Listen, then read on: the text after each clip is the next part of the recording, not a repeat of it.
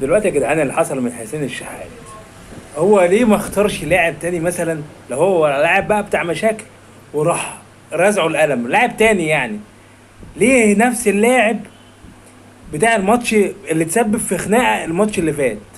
يعني عقلوها كده، ما ينفعش انا ابقى خارج يعني في حالي المحك اروح مديك على قفاك، لا مستحيل.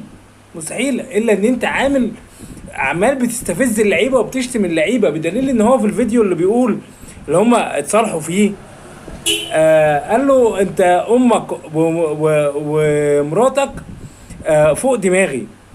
يعني ده دليل انه ايه؟ انه قل ادبه.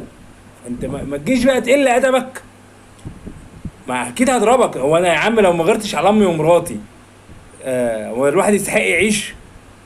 ما يستحقش، لازم هديك على قفاك، ولو جيت قدامي تاني هديك على قفاك. يعني هي مش قصه يعني.